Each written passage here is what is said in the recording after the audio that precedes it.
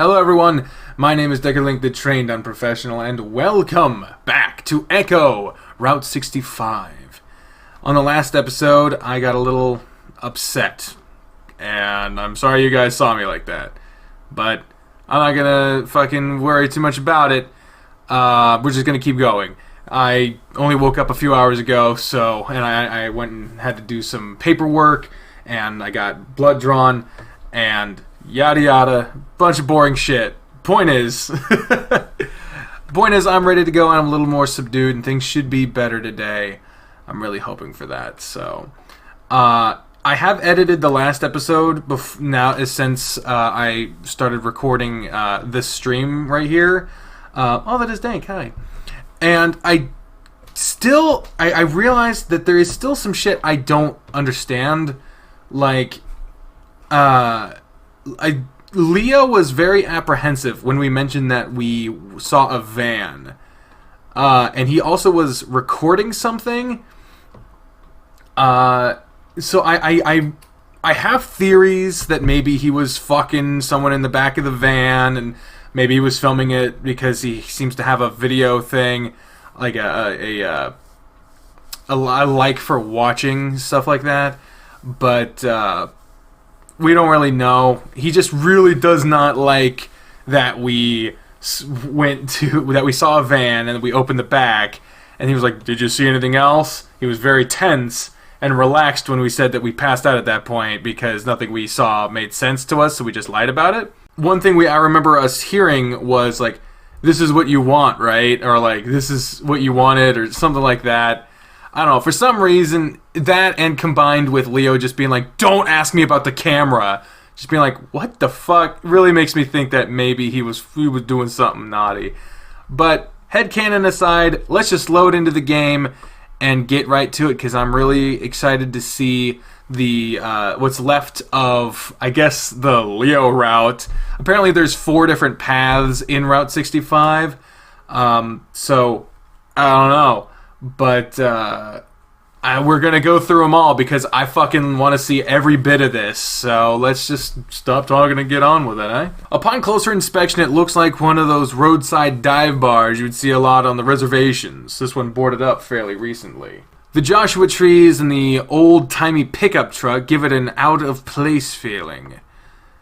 As far as I know, Joshua trees aren't native to this area. Never heard about this place before.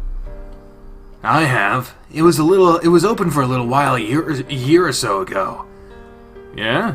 It would have been the first new business I've heard of around here since I was like 7, I think. Like I said, it didn't last long. Heard from Charlie that the owner got busted for some fucked up shit that Officer Malkop found in the back room. Christ. I mean, this is from Charlie, so I wouldn't believe all of it. Like, what, specifically? Leo shrugs, a light frown on his muzzle. I don't know, he wouldn't tell me. We continue moving, Leo kicking an errant bean along, bean can. I was like, just kicking a bean? What the bean do to you? The can I can understand, because bean cans are assholes. Along in front of us as we walk. Can't believe Charlie's still alive. Turns out absurd amounts of meth is the secret to a long lifespan. Not if I find out you've been taking it, Otter. I'll shorten your fucking lifespan real quick. That's not funny. Fucking psycho. He smirks at me and I roll my eyes, glancing back at the side of the abandoned bar as we pass. Keith and Brian, and Keith, fucking Brian, dude. We know that name. What? I bet it's the same fucking Brian, because that Brian guy is fucked up. Booze Bastion. They made they showed us that for a reason. The only other Keith we know about, the only Keith we've heard of so far is the fucking bus driver's son, and I highly doubt that he had anything to do with it. But Brian, God, that's such a fucking... This is what I mean by, if you've played Echo, then certain things will be like, to you, so I guess Brian was always in the area, just out in the backwoods or something. The sun is now high enough in the sky that I occasionally have to shield my eyes from it as we head due east. Oh god, the trail yard. Or rail yard, I should say. Right now, it's only gonna burn and I wanna run back to you. Right now, I'm trying to bounce upon one of the rails on the train tracks, whilst Leo does the same on the other. It is made a bit more difficult by the fact that we're still holding hands, each teeter from him yanking me along as well, and vice versa. Despite being, as he put it, a lump of stones covered in fur, he has a lot more poise than yours truly. I think my tail might be a bit too thick for balance and agility, it being more suited for aquatic usage. That just reminds me of how much I could use a swim right now, or at least a bath. I feel like a dusky skeever. What the fuck does that mean? A dusty skeever. I still don't know what a skeever is, and I must be smelling musky as all hell at this point. I'm a mess, and I'm a mess in front of Leo, who just keeps looking better and better the brighter it gets. I'm worried that he's gonna take one long look at me any moment now and realize he's made a mistake. Oh, hey. I glance over tentatively, increasingly conscious of how clammy my paw pads are in Leo's grasp. I know we kind of glossed over it earlier, but how do you think the others are actually going to respond to all this? I nearly fall off the rail, catching myself with one foot on the ground. Technically it's cheating, but this isn't really a competition. What do you mean, all this? He clicks his tongue against the roof of his mouth, just like his mom does. I still don't know what exactly that means. Che stupido. I can go out on a limb and say he probably said stupid. My gaze falls and I feel my shoulders slump. Leo looks over, his expression turning apologetic, and I can feel his thumb rub the side of my paw. Sorry, I know we're both tired as dirt. Honest though, if I was in bed right now, I wouldn't be able to sleep leaving it all like this. So I guess I just gotta come out and say it all plain-like for you, Otter. You're my boyfriend now, right? I blink at hearing the words out loud, though when the moment comes, I don't even hesitate. You're my boyfriend, Leo. Oh, you're so cute. It would be a lot cuter if we didn't know how fucked up it got later, but in the moment, it even still, like he's still an asshole, but whatever. His pace on the track slows, then eventually stops outright. He turns facing me. We stand in the midst of the abandoned passenger carriers, the plants around us mostly dead or dormant for the autumn. I can't help but have this feeling that we clash with our surroundings, alive and new and something dead and decaying. Who thinks about that shit? I'm reminded of a word I studied for a Southwestern literature elective I took. The quar. It comes to me as if recited on a recorder in my brain, the short paragraph with which I labored to memorize the night before my presentation. Quaz, a noun, both singular and plural, referring to anything strange, incongruous, or peculiar.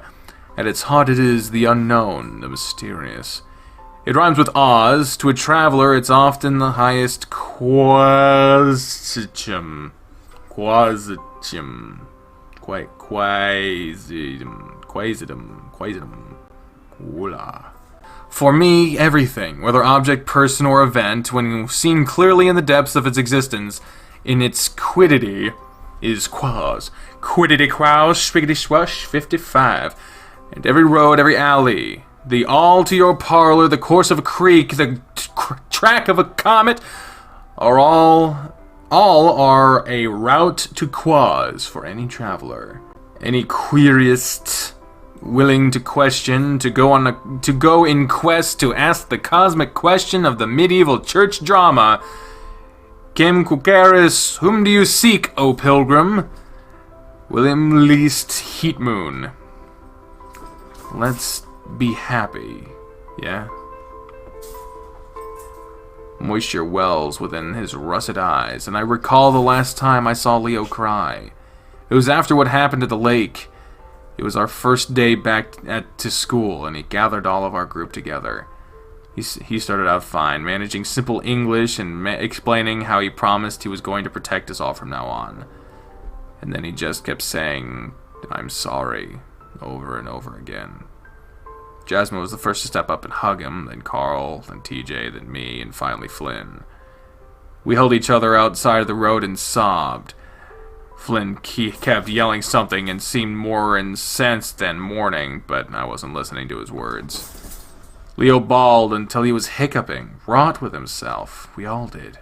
Eventually, a passerby called one of our parents, and we were picked up one by one. The funeral had happened the week before, and our parents thought we were ready to reintegrate, that things were better. It never felt like things got better. But Leo was always there, keeping his promise. Now, my eyes brim with tears. I think it might be in part due to our lack of sleep, but I can't hold back. We stare at each other, Leo laughing and wiping his eyes with his palms. You always suck in your cheeks when you're trying not to cry. He reaches up, ruffling my head fur as he does so commonly. I sniff, trying to manage a challenging look, Leo looking blurry in my vision. I let go of his paw, taking him by the front of the shirt and pulling him down to my height.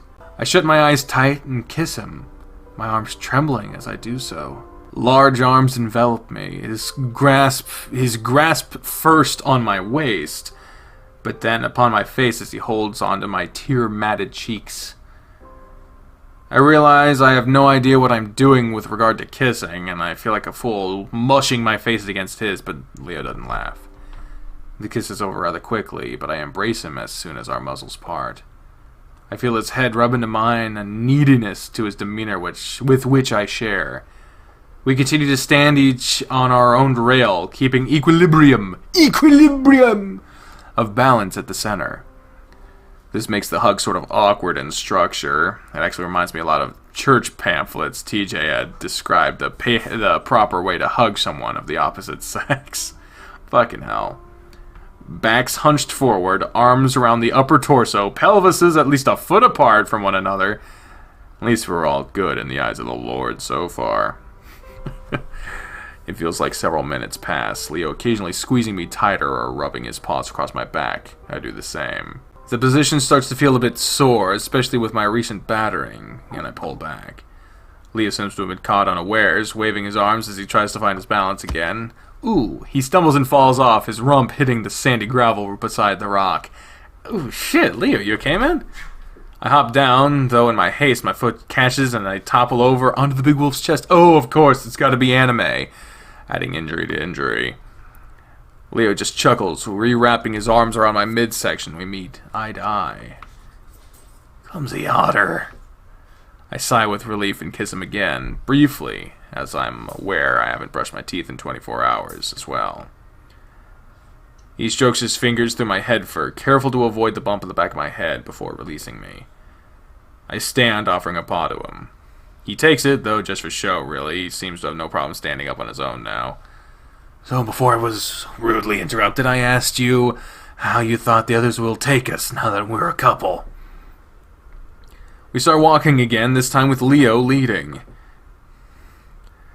He seems to take fancy with an old rusted crane, the wolf bounding up to the stepladder and clambering over it like he's 10 again. So I think Jasmine will probably dig it, Flynn will taunt us relentlessly, but harmlessly. TJ will probably be confused, but ultimately happy for us, and Carl will probably be... I'm not sure how he'll take it, actually. Leo reaches the top of the crane's steps. He peeks over the metal to beckon to me. Really? In my head, I imagine when I tell Carl I'm a queer and stuff, he'll just say, "That's gay," then continue to playing his handheld without caring.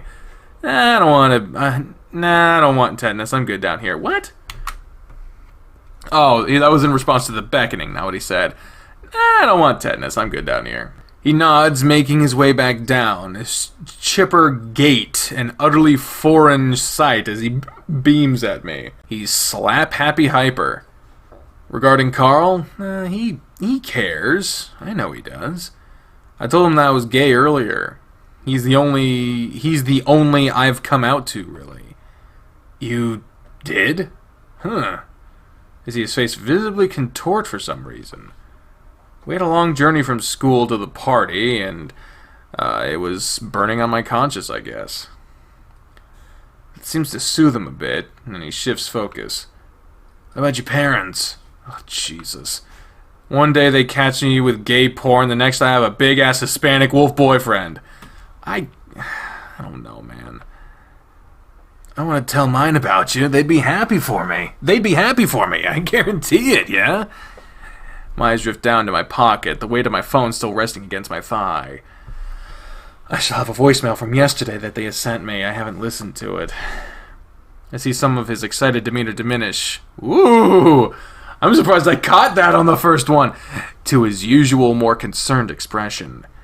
Leo heads over beside me and we continue walking. I don't like that the train sounds are playing right now, dude. Chase, whenever you say, you still got me. He pauses, his fingertips tapping his hips as he thinks of what to say. Of course, the train hasn't come through this place in like 50 years, so they're probably fine. It still makes me wonder why the fuck we're hearing train sounds. You still got all of us in the group, and if shit got real bad, you could stay with us for a bit. Jasmine does it all the time. Pa and Mama are used to having a house filled with kids, and since most of my siblings moved out, it's just me. TJ's parents... How the hell in that tiny-ass metal crate that they call a house, they have a bunch of kids? TJ's parents would never turn you away either. And Carl, God knows he has enough damn rooms that go unused. His parents are barely ever there. You could be like that one movie with a boy who lived in the walls of the house making spooky noises at night and eating their gorgonzola. I had a small chuckle. I remember how Carl used to be really afraid of ghosts a few years ago. I got to hang out with him and play video games as a coping mechanism excuse. Hey, they told us about that in the main game too. Still, now that I have my phone in my hand, I still have that same twisting dread within my gut. It's like everything is changing and my head is spinning. My folks will never see me the same again. They won't, because you're almost a fucking adult, Chase. The curtness of Leo's tone has me look up from my phone and back to him. I don't know. People grow up, and you have, and really handsomely. Yo, you have, and really handsomely, I gotta say, yeah? I look off to the side. The flattery is making my neck warm and my cheeks flush. Despite everything, I still can't believe it's Leo that is saying all this to me. Thing is, your parents are gonna love you no matter what. They're good like that. I know it. I bet my neck. You bet your neck. Interesting.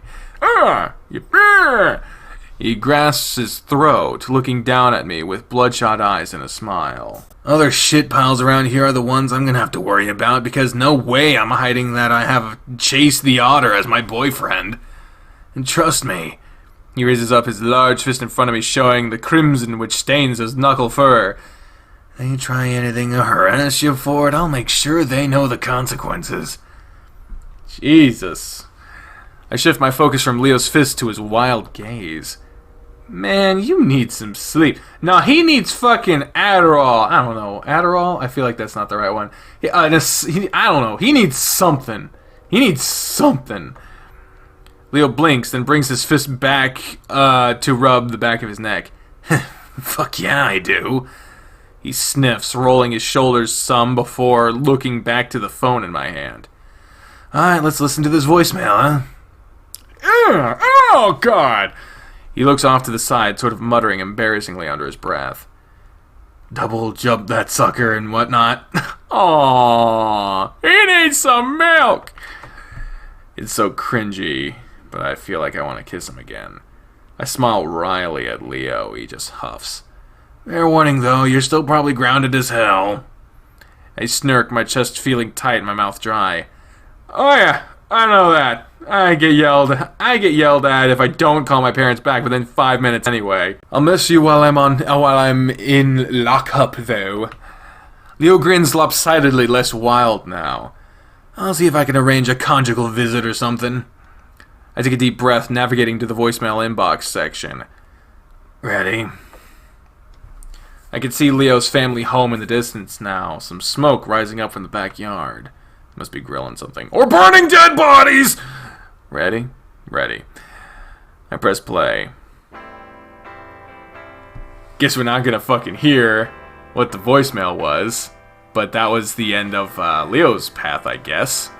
That's cool.